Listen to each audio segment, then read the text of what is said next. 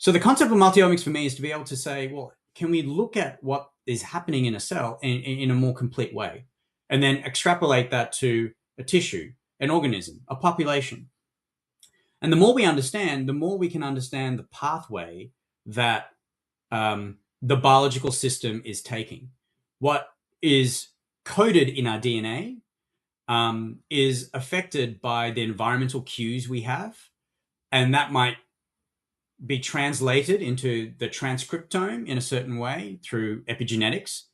And then that in turn could be controlled in certain ways before proteins are created, and that you analyze that with proteomics. But then there's glycomics and metabolomics and other chemical molecules in the cell. How all these interaction in this extremely complex orchestra, right, creates a sound that's very distinctive, but in its parts seems almost elusive, right? And I think if you talk to an average person and say, if I played you a concerto, by Beethoven or Mozart or whoever, you'd probably recognize it. But if I told you to tell me the notes that the oboe is playing versus the first violin, you could probably not tell me that, right? And that, I think, is the fundamental truth. We know what a disease looks like. But when it comes to decoding the orchestra and what they're playing and what's happening in the biological system, that's complex. And I think the analogy I would say, and probably overstretching the analogy further, is, we kind of have an idea what the violins are doing right now, but we are still not quite sure what the brass section is doing, and no one's got any idea about the percussion section. And there's a couple of weird instruments like the harps and so on that get used very occasionally, but when they do, they create a whole new layer of complexity. So that's kind of the state of biology, right? If we really want to understand that music, we have to understand what each instrument's doing. And I think that's where technologies like Oxford Nanopore, where you can interrogate the transcriptome, the genome, the methylome, and many other aspects, and the proteome too, as we've recently shown, and many other biological systems, means that we are moving ever closer to this promise of putting that orchestra together, or putting the sheet music behind the orchestra together, to understand exactly how it all works.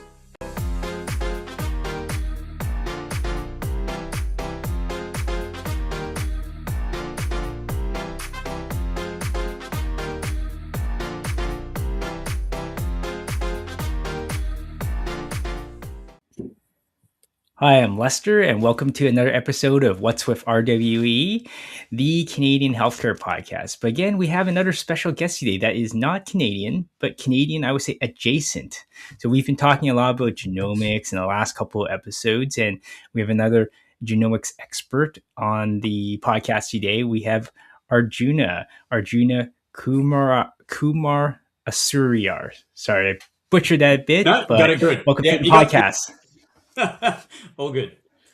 Thanks for having me. And I know, Lester, you and I have talked about talking for a long time, so it's nice to actually get the opportunity to sit down and chat. I'm looking forward to this.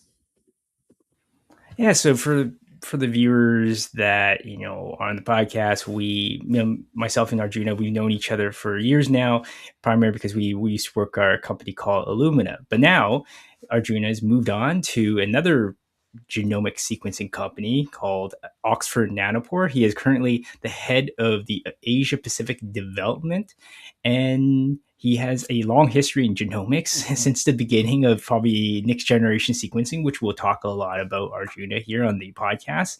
And he's been in this industry for, I don't even know, at least over a decade, like 15 years, if not more, probably 20 years actually. Right? Yeah, let's just stop there. I think let's just stop there. Yeah, I think somewhere around there. Yeah, let's not do the math. Let's not do the math here, right? Not worth it. No. Yeah, so it's a pleasure to have you on the podcast, Arjuna. And maybe let's just jump right in. And just for the viewers that aren't as familiar with genomic sequencing, why should people care about genome sequencing? Yeah. It's a question I get a lot at dinner parties, even explaining, what genomics is. Although I will say these days, I'm pleasantly surprised when I mention I work in the genomics industry. I usually start with genetics because that's something people are aware of, but kind of that subtle difference of looking at entire genomes and looking at more holistically in the scope of genomics is something people are less familiar with. But thankfully, that's changing. So, and I think one of the major reasons I am passionate about genomics is the same reason we have smartphones and smartwatches now. Data is everything, right? And I think we're at an age now where wearables and people really embracing their health from a technology point of view is has rapidly, expanded. And even for myself, right? I run in my spare time. I try and keep healthy, but I find myself measuring things that I don't even know the definition of, let alone the term. Going back a few years, things like VO2 max and HRV. It's all the craze, and you might say it is maybe a little bit too crazy, but the reality is the reason it's really flourishing and the reason people are embracing these types of things is because data is everything. If you can tell a lot more and you can read into the science behind your health, behind your well-being, there's a lot of inferences you can get there. You can understand the impact of your lifestyle choices, or in choices, I should say, or lack of choices that you're making, and understand the impact that has on your well-being, your ability to live longer, live happier, have more control, right, over your health. And to me, genomics is important on twofold, right? So if the first one is it adds a whole next level to this concept of understanding what's happening in your health.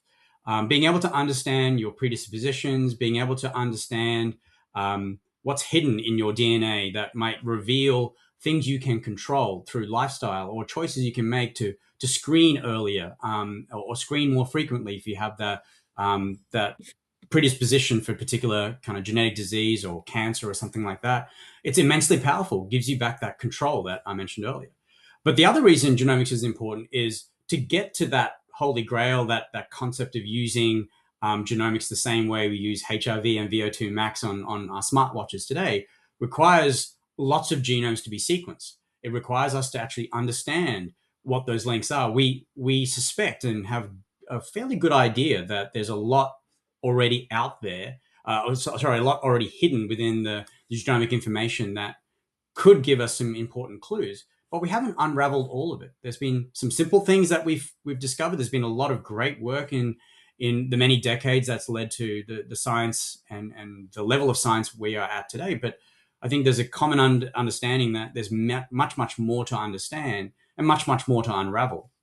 So for me, genomics is important because we need to do a lot of it so that it can become ubiquitous in terms of its usefulness when it comes to managing your health, or more critically, right, as a diagnostic tool, as a therapy tool, for to help clinicians, and the clinical application of genomics becomes even more important as well. Great, great, great, great. So maybe before we dive right into the world of genomics, because there's so much to discuss in that world, maybe just step it back up a bit first. And like, how did you get into this industry? I mean, it's been a long journey for you, from actually very much from almost like the inception to now, right? You've seen like a lot evolve. So how did you get into this industry? Was it a passion of yours as a child, or just pure scientific curiosity that led you this way? Yeah, it's I think it's probably equal parts curiosity and equal parts just accidental, luck, if you like. Um, my path and my career in genomics really started when I started at Illumina, way back in, I'm going to date it now. We said we wouldn't count, but I am. But way back in 2007. And to your point, yeah, it was at the infancy of genomics, because that was about 6 months after Illumina had acquired Solexa, and was starting to introduce next generation sequencing. 454 had by Roche had already been on the market for some time, but there was certainly a lot more ground to make. And in my early days with Illumina, a lot of our time was spent convincing people why they should even look at next generation sequencing compared to the Sage or Sanger sequencing that had become so reliable and such a mainstay in many laboratories. I ended up at Illumina out of curiosity, right? I got introduced to an opportunity actually in Singapore through a common friend, but I'd spent a lot of time in tech transfer, in the application of biotechnology, and what immediately drew me to Illumina at the time was just how fantastic the technology was in microarray, what was promising in sort of next generation sequencing. And so for me, it was an incredible opportunity to get involved in this industry that appeared to be super exciting in terms of the pace of growth, the pace of development. But more importantly, this promise I mentioned earlier, right? This promise where we can transform how human healthcare is managed, transform our understanding of biology and human health. And a concept that's been kind of come to be known as One Health, right? Understanding how everything in the biological ecosystem or in biological system is kind of connected to each other. Genomics has a huge role to play, I think, in unraveling that. And I saw that when I got started. So for me, that was the accidental point. I found an opportunity. It was an opportunity to get involved in sales and marketing. And I thought, that's one area I haven't done before. I'll give it a try. And then, 20 years plus on, I'm still in the industry.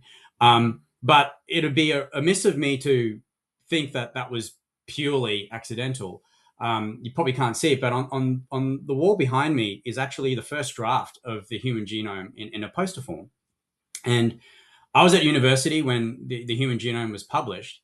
And something back then told me this is, obviously, as a scientific community, everyone recognized it was an incredible achievement. But there's been lots of incredible scientific achievements before, but I didn't do what I did next, which is I remember this, I was a student, didn't have a credit card, and I actually tried to borrow my father's credit card in order to get a back issue of Nature, just to get what I understood was the insert, which is now on the back of my wall. This actually sat in my parents' room for a couple of decades in the house, and I discovered it recently, and I said, this is kind of actually where my passion for genomics started. It was much more subtle. It was much more, it was much, much quieter than I would have probably imagined. It kind of crept up on me. But, I obviously decided it was important enough for me to go get this back issue. So here I am trying to get this back issue of Nature, which I still have on the shelf next to me. But clearly, even back then, I could recognize that was the start of something really big. The first genome that they kind of were able to sequence, recognizing that if we could do this more, cheaper, faster, more comprehensively, it could lead to some really interesting understanding that previously had been, very piecemeal and in relative terms quite slow in comparison. So for me, it was certainly a passion for the intersection between technology and science, and I certainly saw that in the genomics industry at the time.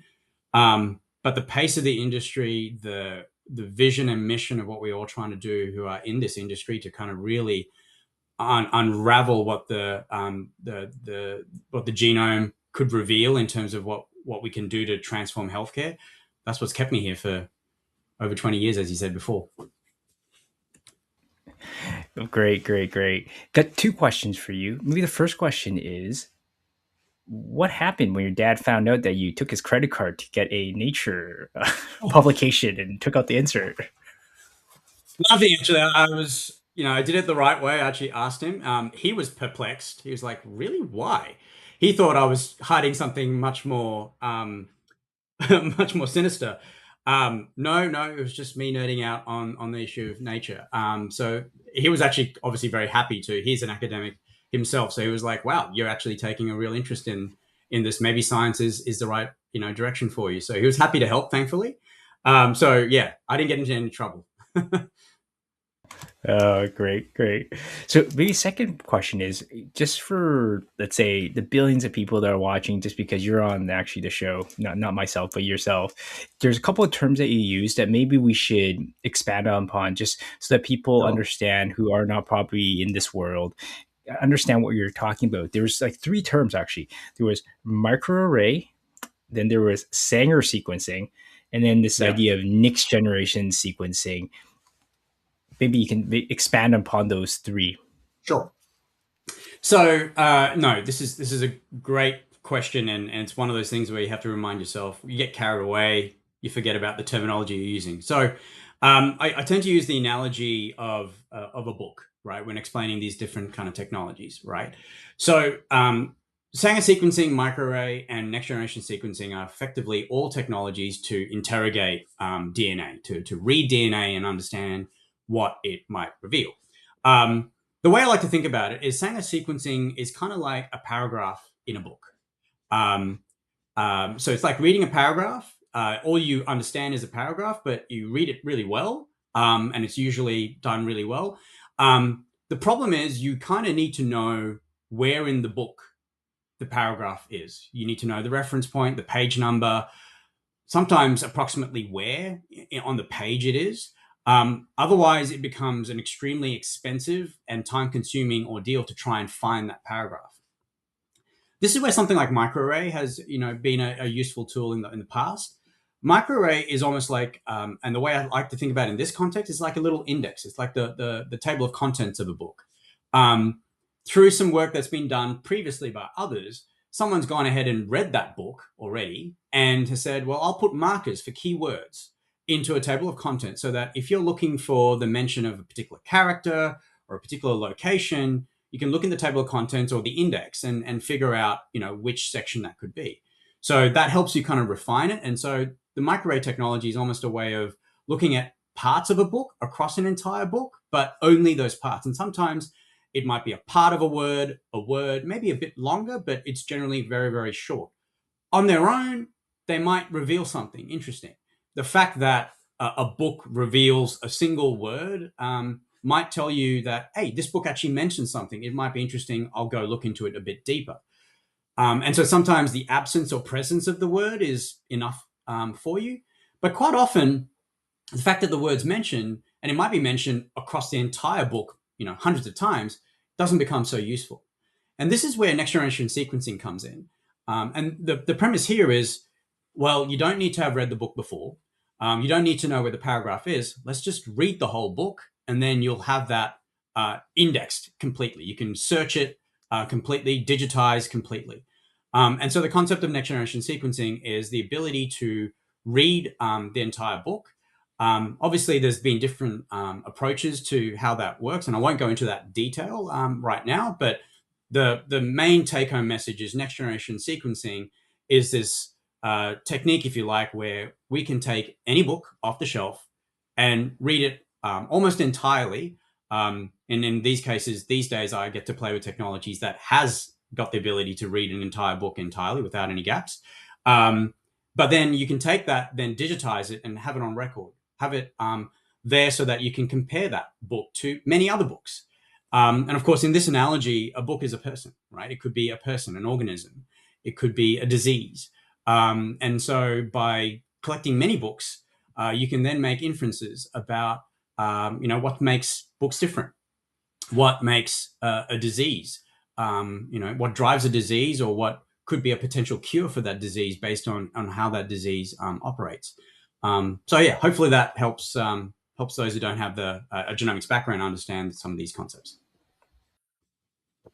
No, that's very, very helpful. And for sure, I because you're working for another very, very incredibly just fantastic company nowadays, right? Again, in the world of genomics, called Oxford Nanopore. We'll definitely get into what sort of the next leap that Oxford Nanopore has taken the industry. But before that, you talked about this idea of you read many books. I actually like the analogy a lot. There's many, each book as a person in this case, and you read many of them and you find some interesting patterns across the entire population, right? And this is in some ways what a lot of like LLMs do, right? These large language models. So is that an area that is like, what's your take on LLMs, generative AI in the genomics industry? Is that something that you think is going to be transformative for the industry? Yeah, I'm glad you mentioned that. So I do. Although right now I find it perplexing that you're seeing a lot of generative AI tools kind of accelerate in their development extremely rapidly, right? But I find it funny that you can now on your desktop create Hollywood scale movie productions, really, right? So with some of the tools that are being developed. Yet we're really scratching the surface in the same application of genomic information and the interrogation of genomic information. And maybe that's a consumerism aspect in terms of what could be sold. Or also it could be a part of what I mentioned earlier in that we still don't know enough for people to really apply that directly and say, well, that's clearly a value proposition. Let's drive an AI tool to provide that insight in a way that anyone can consume. So I think it's a little bit of the chicken and the egg problem, right? We actually need these AI tools to help us find the patterns that we haven't found yet, and then use that to then look for them again in a more standardized fashion, right? So basically, learning from that application and pursuing it further. And of course, there's many parameters that complicate the application of that promise. And I mentioned, we'll go back to the analogy of books. The reality is, even if you say, look, uh, different species are represented by different books, and let's say there's a book for humans, the reality is there's actually different editions of that book depending on what part of the world you're in, depending on your timeline in your life, right? From birth all the way to death. There are environmental aspects that influence how that book appears. Whether you eat well, whether you exposed to a lot of sunlight or chemicals. So that complicates things tremendously. And so I think I'm certainly not an expert in this particular space, but my take is we haven't quite figured how to teach these particular tools to start looking in the right way. And a big part of that is, if you look hard enough, there's absolutely enormous areas of variation. It's knowing whether they're significant. It's knowing how they're actually linked to biological function or dysfunction, as it may happen. And this is where, again, goes back to this concept of the more we do, the more we learn, because part of it is actually getting a deeper sense of what normal looks like, a deeper sense of what that background signal is, that you can normalize, variation, normalize particularly disease-causing variation, and look at that in more detail. So understanding how to approach it, and I know there's several efforts to look at it, but I suspect that scientifically and technically, it's much more challenging to deploy these tools in this way. And so I think it's hugely promising. But like I said, I would love to be at the point where we can do the same thing with genomics that we can do with movie creation, or what we do with these generative AI tools on our phones. Imagine being able to interrogate your own genetic information, or understand the implications of lifestyle choices in the context of your own genome, because you have these generative AI tools that have mastered the information in the background, but then know how to interrogate and contextualize that, contextualize your information in the context of what we understand across entire populations. Great. Yeah, it's fascinating. There must be something there in terms of like the ability to unlock the Nick's innovations using some of these LLM technologies. But back to this idea that you brought up this idea of a book, and you did mention very very in passing that next generation sequencing, it's like you're reading the entire book, right? And the first generation of that next generation sequencing didn't necessarily read the entire book, right? There were some gaps that were produced, but now maybe you're an organization that is bridging all those gaps, right?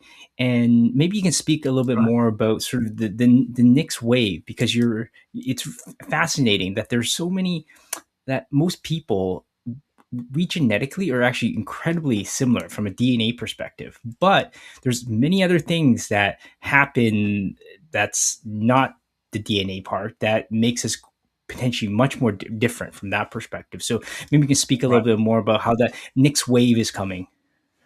Yeah, absolutely. And one of the things that drew me to Oxford Nanopore is, as you mentioned, the technologies in the early days of next generation sequencing.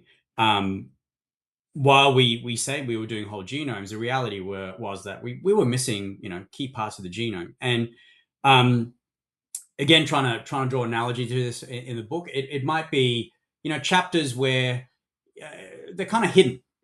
They're not quite so visible, or they're kind of fragmented, or they have lots of nonsensical words that you can't really make sense of, and when you're trying to put it all back together again, it doesn't make sense. So we kind of left them alone, right? To keep it simple. Obviously, there's more science behind that than that, of course. But what led me to Oxford Nanopore is the fact that the nature of the technology is fascinating for a few reasons. The first is you're looking at the kind of the native molecule going through a nanopore, right? And hence the name of the company.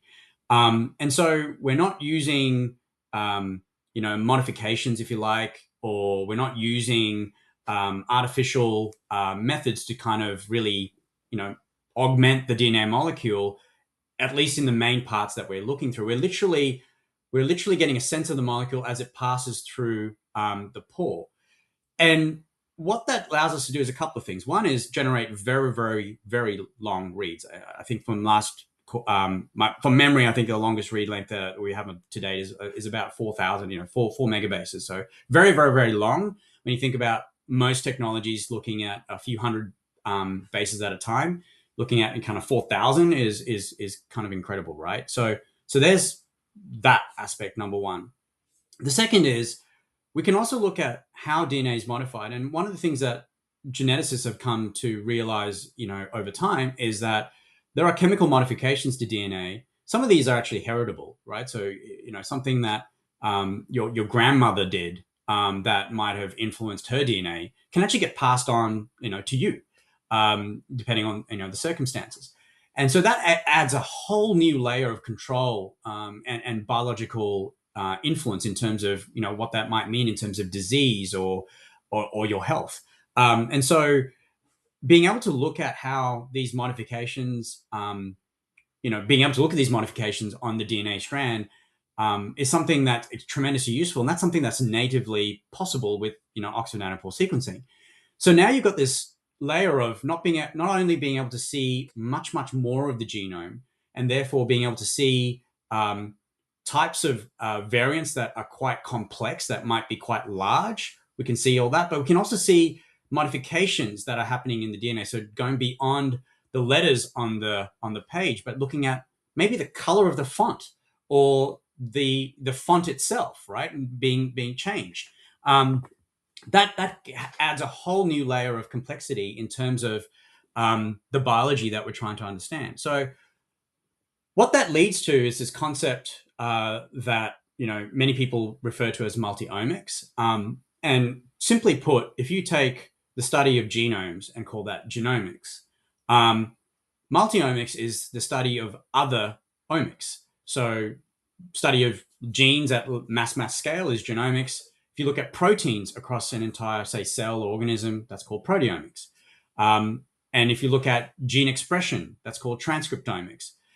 There's lots of fancy terms covering lots of different biological molecules, if you like. But in a nutshell, what multiomics at least means to me is to say is the pursuit of understanding the biological system in its most complete form. Because even if you go into something as simple as a cell, we have trillions of cells that make up a body, each specialized by function, nerves and muscle and skin cells and so on. But even within a cell, there's a absolutely dizzying array of complex biological chemical reactions happening that are, causing there's a causal relationship between what happens within these reactions and then what the cell does. So the concept of multiomics for me is to be able to say, well, can we look at what is happening in a cell in a more complete way, and then extrapolate that to a tissue, an organism, a population? And the more we understand, the more we can understand the pathway that the biological system is taking.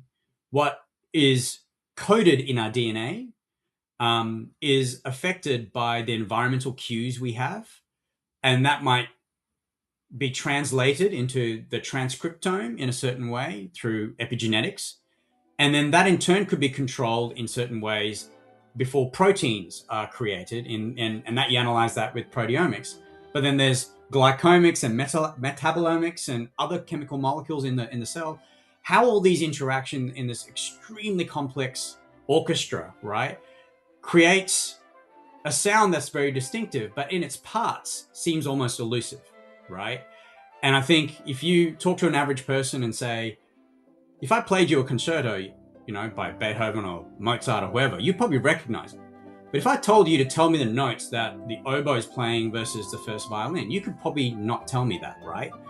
And that, I think, is the fundamental truth. We know what a disease looks like.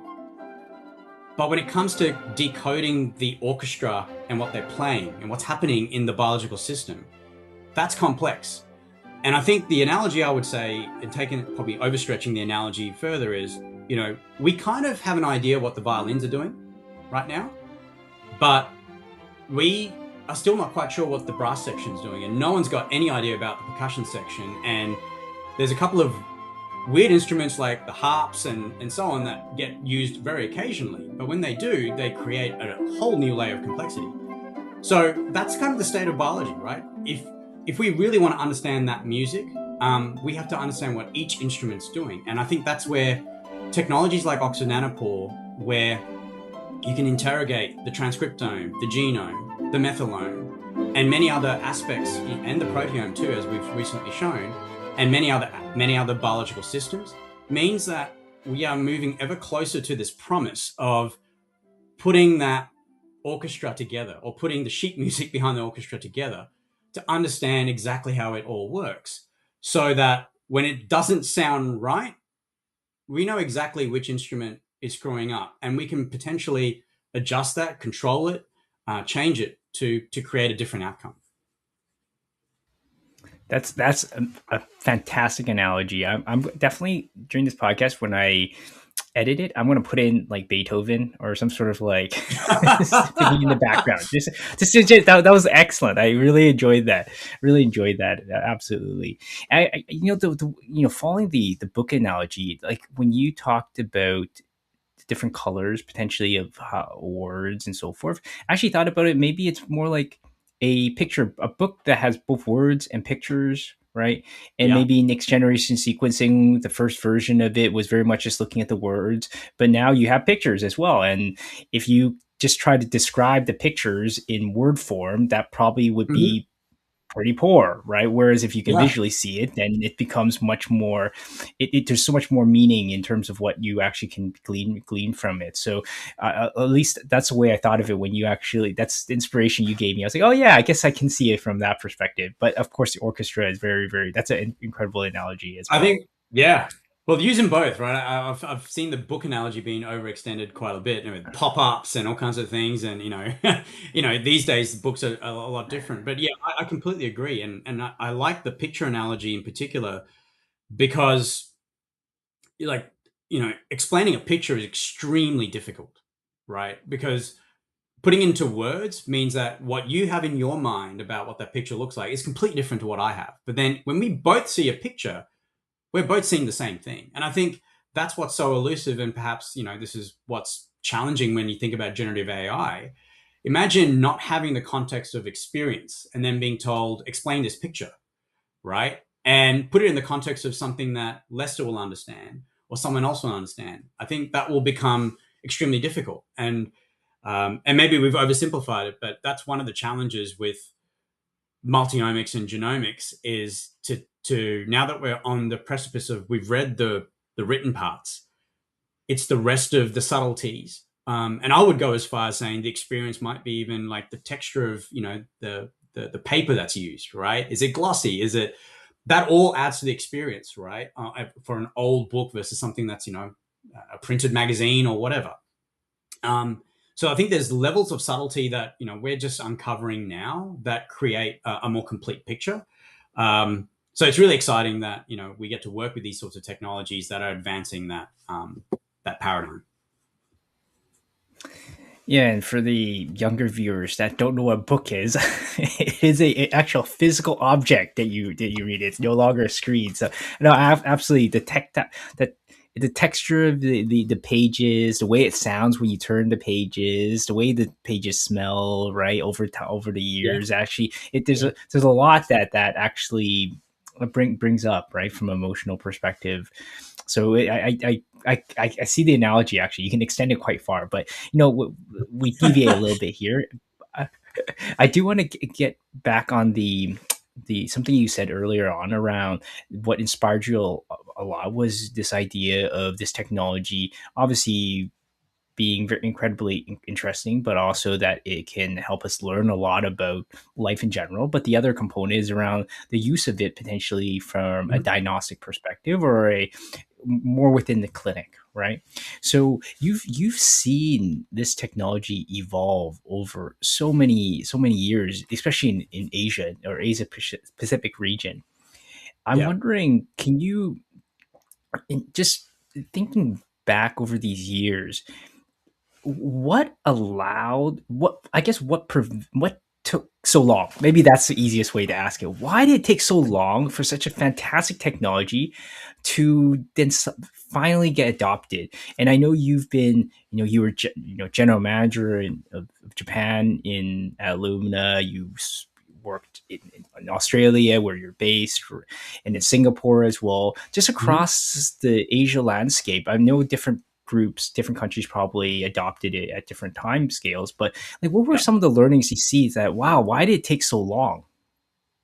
Yeah, it's a great question, and I think yes, it took a while, and in general, a lot of technology adoption in Asia can lag a little bit behind what we see in North America and Europe. Having said that, though, that's changing rapidly, and I think in the last 10 years, in particular, I've personally noticed, and in a recent trip to China, really highlighted the EV adoption in places like Shanghai is mind boggling, right? The technology seen coming out of Asia, and not just from places like Japan that have had a long history in electronics and things like that, but Korea, China, and many other parts in Southeast Asia and so on, is really, really exciting. So I think it's certainly not because of a lack of technology, right? I think Asia's well and truly on the technological forefront. But what tends to happen is, I think, particularly when it comes to adoption, is usually it's about the allocation of resources and budgets, right? Where in places like North America and particularly the United States, which have had traditionally much larger budgets towards research and development, the NIH budget, despite recent events, is still massive in scale compared to entire collections of regions, right, in terms of the total science spend that they make. So I think there's a part of that where in parts of Asia people have had to do more with a lot less, because up until and my father was a development planner, so I kind of saw this firsthand. Asia had a lot of catching up to do with core infrastructure, right, with key areas around health and um, education, roads, and infrastructure. So that all costs money, right? And so not resting on hundreds of years or even thousands of years of history in places like Europe and several hundred in North America, right? They were kind of catching up, and I think that has resulted in massive kind of catch up that you've seen in lots of countries in Asia, to the point now where if I visit any capital city in Asia, they're indistinguishable from many other cities around the world, cosmopolitan, modern, and very technologically friendly. Having said that, certainly when I saw the adoption of next generation sequencing, one of the key things I did notice was this concept of kind of leapfrogging, where some of the countries that were adopting next generation sequencing and genomic technologies were doing so without, say, a long history, going back to the earlier conversation, a long history in, say, using Sanger sequencing or microarray. They were literally going from, yeah, we've got PCR instruments and maybe one sequencing instrument, straight to next generation sequencing and starting to embark on population level, genomics. And the analogy I think about is this concept where, and this is one of many, but for many decades, the continent of Africa has struggled with telecommunications, right? Establishing phone infrastructure has been really, really challenging. And then suddenly the mobile phone became, invented, and then it became accessible. And then suddenly Africa was like, well, we don't have to implement telephone infrastructure. We can go straight to the mobile phone. And many places in Africa completely leapfrog where, in many parts of Africa, you can't actually get landlines because they just went straight to, mobile phones. Um, and then that has opened up a whole array of technologies where there's lots of payment schemes, and it's not just communications now, right? It's a whole bunch. It's industry and commerce that's been able to kind of accelerate. And so I've noticed the same thing in Asia, where I actually think when you look at many countries across Asia today, a lot of them are adopting and using next generation sequencing equally well or even better, than other parts of the world. And a good example is in countries like, Singapore with the PRECISE program. Singapore has got this vision to integrate genomics into the healthcare system in a defined period of time. By 2030, 2032, it's going to be mainstream within the healthcare network, accessible to all Singaporeans and residents, and built on a strong foundation of interrogating lots of genomes to understand that background noise, so that it can be applied with more usefulness in a clinical setting. Now, it'll be one of the first countries in the world to do it at that scale. There are several other examples, like in the UK and so on, and Europe, but I would say, Singapore is an example where that's a country that is leapfrogging many countries that have had genomic technologies for much, much longer in terms of its application. And there are similar examples in Thailand, Japan, Korea, Malaysia, Indonesia, and so on, that, really show that Asia hasn't just caught up, it's actually accelerating and continuing that growth trajectory well into the future. And so I think that's been a tremendous source of excitement. The one other kind of last comment I'll make in terms of the uniqueness for Asia is something we touched on already, but in this context, it's worth mentioning again, is around the diversity. So where North America and Europe, are largely, actually genetically speaking, at least homogenous populations, there's a much greater degree of variation in Asia.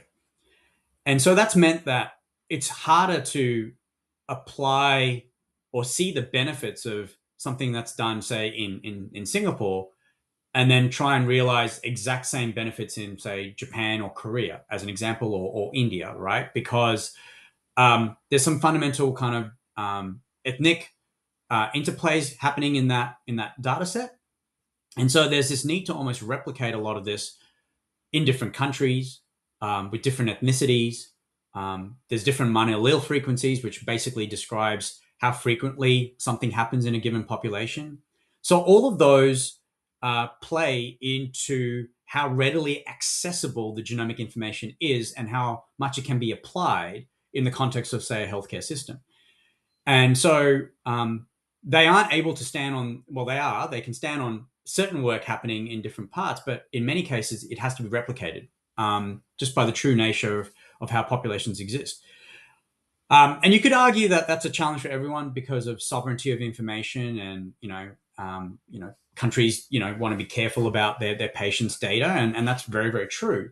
But I would say, from a scientific perspective, in terms of learnings you can make off the say a largely Caucasian based genomic foundation, have a limit before you have to say, actually, we're missing something here, and it's based on the uniqueness of the population where we're studying or trying to help in this particular context. So I think it's exciting that there's this rapid growth in Asia that we've seen over certainly my time in the industry, and I don't see it slowing down. But I think it needs to continue to see that benefit being applied at a scale that I think is necessary in different countries across the kind of the diversity that is Asia's kind of rich tapestry.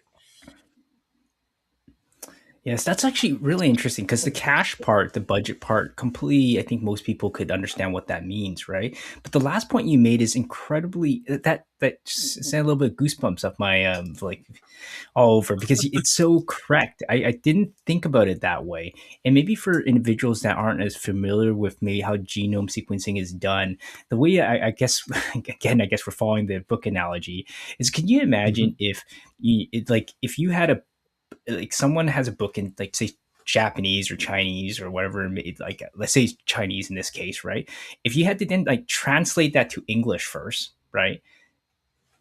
And then translate it back to then when you translate it back to that person, you translate it back to like Chinese. You can just imagine there's a lot of things in different languages that have very like there's uniqueness to how things are phrased that That's right. almost can never be translated over, right? It's incredibly difficult to even find the right word or like a set of words, and then you have to retranslate it again. That then you lose basically a lot of the subtle meanings that are very important. So I think people probably are not as aware of that when you say foundation is because it's always compared to something else. And right now That's right. most of the reference genome is made up of, I think, Caucasian males basically, right?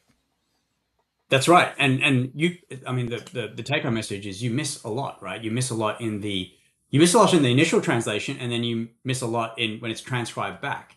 And I don't know if anyone has ever, any of your listeners have tried this, but you can see it in real time. You go into Google Translate, put something in a native language, translate it into English, and then translate it back, and it won't be exactly the same. And so I think that's definitely one of the challenges, right? We there's definitely some uniqueness there. Um, and adding another layer of complexity now that you kind of brought it up is because of lifestyle, because of environments, because of history, there are actually, very different healthcare priorities in Asia compared to, other parts of the world. And a good example of that is in the kind of the Southeast Asian, and it's actually kind of a lot of Asia, but it's kind of that middle Asia, if you like, kind of centered around Southeast Asia. There's quite a high incidence of things like um, gastric and nasopharyngeal cancers, um, and there's been a lot of discussion around how smoking habits have played a big part in that.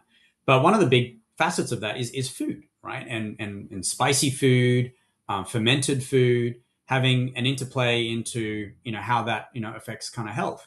Um, and I would say something like that, and maybe it's not the best example, certainly the one that comes to my mind. To me, it kind of reflects that uniqueness of the kind of the healthcare challenge, that same priority doesn't necessarily exist in, say, the United States or Europe perhaps.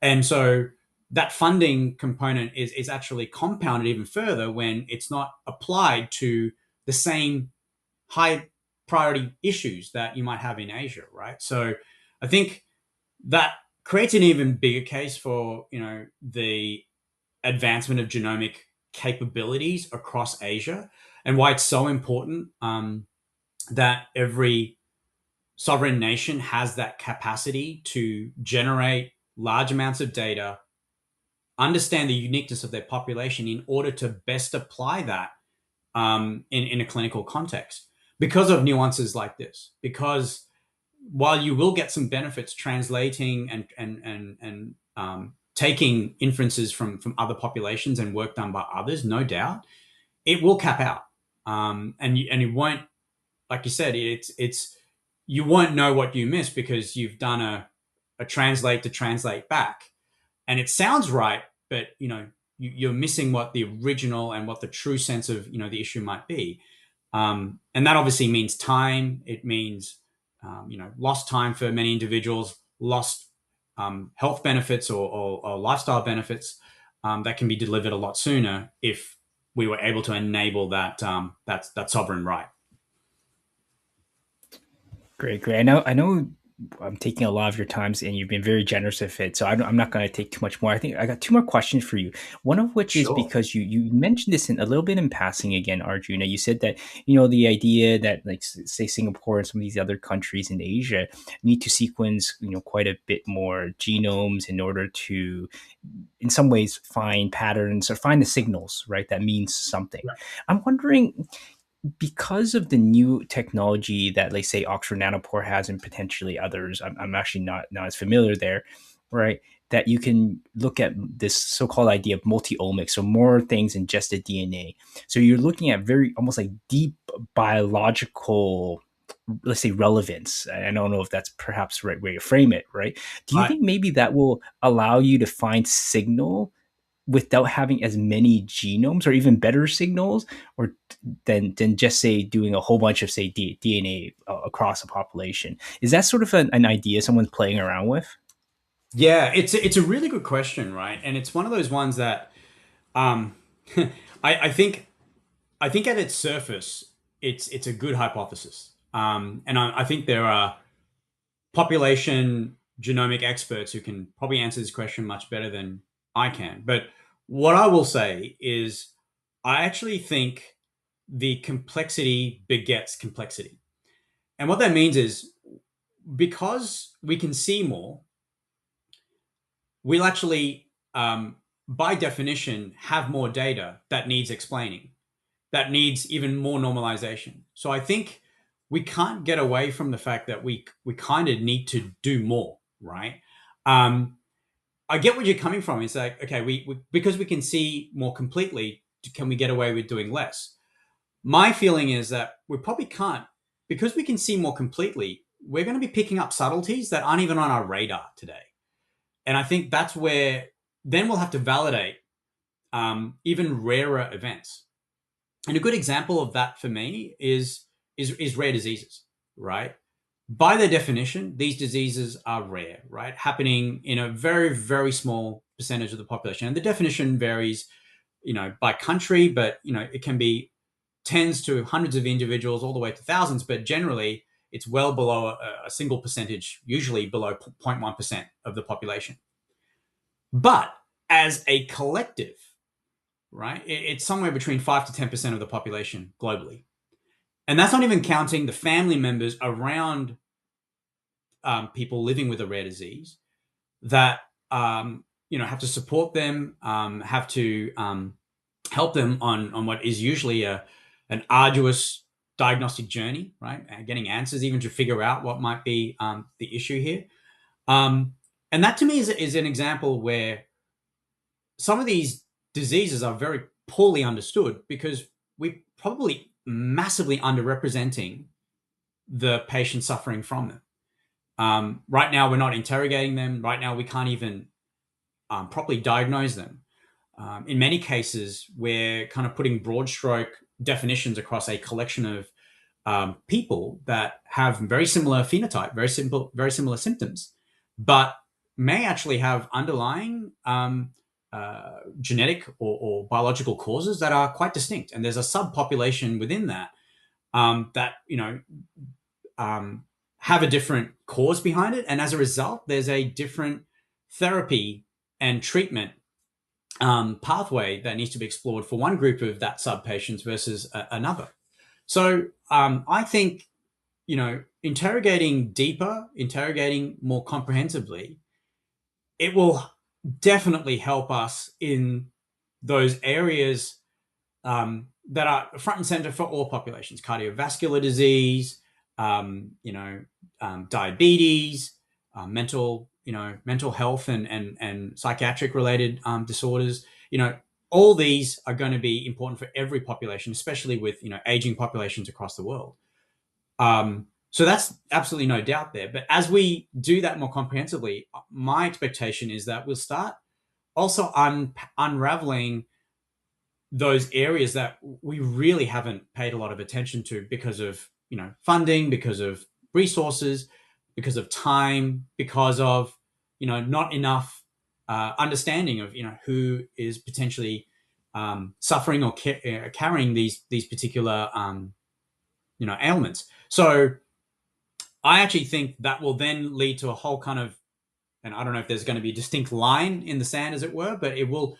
I believe it will drive a greater understanding or a greater interrogation, right, of, you know, the completeness of a population scale, because then everyone will need this, right? Everyone will need this because there will be so many newer understandings that we kind of then need to dig in deeper to see if there's ways to address it. And the way I always think about it is, it's almost like this. It's kind of this ripple effect, right? You kind of, if you imagine that where the stone drops is where we first started medically treating diseases or injuries, or whatever it might be, there's this ripple effect where, you know, we've expanded medical technologies and medical treatments, you know, little by little, to cover major things. Monogenic diseases, for example, diseases caused by a single issue. Now we're kind of in the realm of much more complex things where we haven't discovered the simple answer. And by definition, that means there's something really complex going on that's led to, you know, something going wrong. So that ripple, as it keeps pushing out, we're basically creating technologies and viewpoints that are allowing us to expand with that ripple. But by definition, there's the ripple gets smaller, but it still keeps traveling outward. And we still need to continue to push the frontier, because there's still going to be more things we need to understand, explain, and hopefully be able to treat. Um, and to me, that's fundamentally, when you get to that point where you can do that at an individual level, that's true personalized medicine in my, you know, my viewpoint. There's lots of great examples of personalized medicine today, which is more around personalized therapy for a given disease, but actually truly saying, let's manage you completely as an individual, because we have enough understanding and we have enough options. I guess that's the holy grail. Yeah, it kind of brings you back to your grad school days, right? The what you find, what you tend to find out is the more you dig into a specific subject, the more you kind of figure out that you don't know very much, right? Until you dig in Exactly. there, you figure out, hey, you know what? Actually, wow, I know it's just so little. But you know, just to finishing things off, I don't want to take up more of your time, Arjuna. It may a little bit of a transition here is talking about grad school days and talking about your old, you know, academic days. I know as a, besides going on podcasts like ours, you generously give your time to mentor students. I have seen a lot of things that you post online. Obviously, your old alma mater of the University of Queensland did a That's little right. piece about you as well, and perhaps probably several pieces about you. So maybe ending things off there is you give back a lot of your time to your old alma mater and students. What do you like? What do you hope to achieve when you, well, not yourself, but what do you hope they will be able to achieve by you kind of sharing your time with them? What is the thing that you want to kind of give back to that community? Yeah. Yeah. It's actually.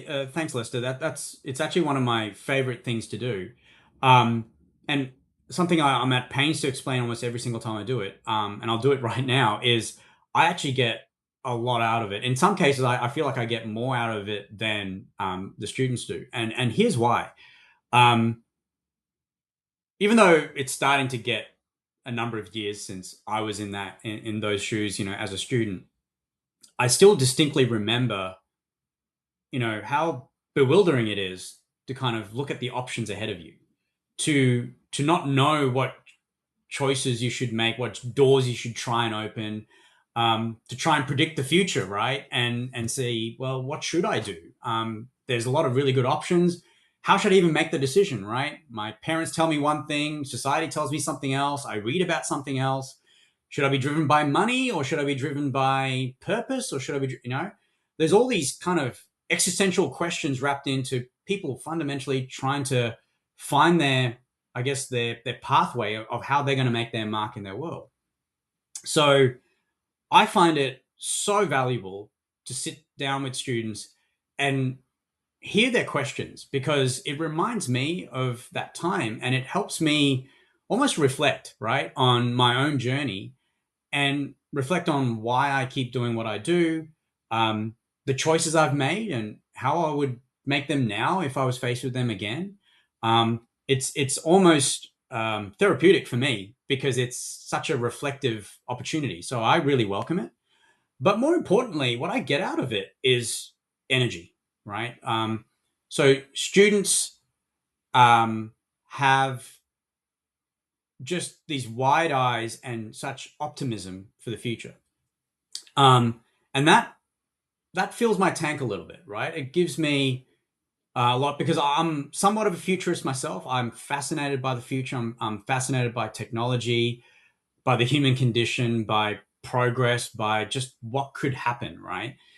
And by definition, these kids are literally trying to make the future. So I guess if I can share lessons I've learned along my way, and that helps someone else with the choices in front of them, I'm more than happy to spend that time because usually it's kind of, half an hour with a group of students.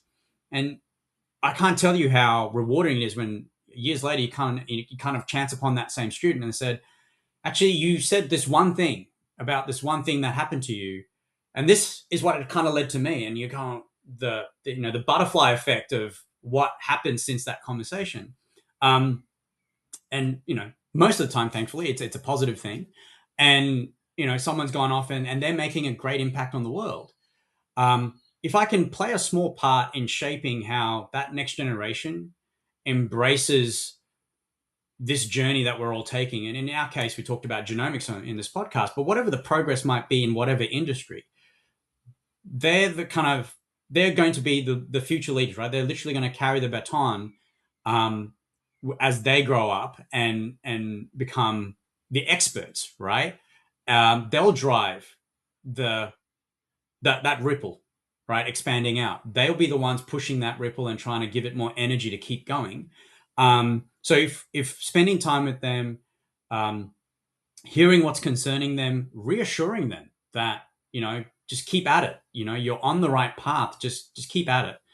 I find that tremendously rewarding because we have to trust. We have to believe that there's a lot of really great things happening in the world. There's a lot of really not so great things happening in the world. But in the end, I fundamentally believe that good ideas win out. Good things will win out. And so if you can kind of champion those that are genuinely interested in championing those causes, it's the least I think we can do. That's awesome. Incredibly, again, generous for your time here, and of course with the students over in your home country of Australia. I don't want to take up too much more of your time. I do, and of course we're ending this on an incredibly positive, uplifting note. Unlike some of our potential other podcasts where we are a little bit like, oh, actually, this other thing potentially happened. But anyways, that being said, Arjuna, thank you again very, very much for your time. And where can people find you? So I have, is LinkedIn the best way, or is your Twitter the best way of doing that? I'll put that in the show notes below. Sure. Yeah. LinkedIn's my preferred way. It tends to be where I hang out the most, I guess. But yeah, look, I welcome people to kind of reach out to me. You can also reach out to me, obviously, at my Oxford Nanopore email address, which is my full name at nanoporetech.com. But LinkedIn's probably the easiest, right? And if you put that link in, I'll be happy to connect with your listeners. Great. Thank you again very much, Arjuna, for your time. If you like this conversation and want more conversations like this, please like, subscribe. Also put comments below. If you have any questions for Arjuna, of course, I'll send it his way, and I'll put his contact information that he just articulated in the show notes below. So again, thank you very much, Arjuna, for your time, and thank you everyone for listening. Thanks, Lester. It was fantastic chatting with you. Take care. Bye, everyone.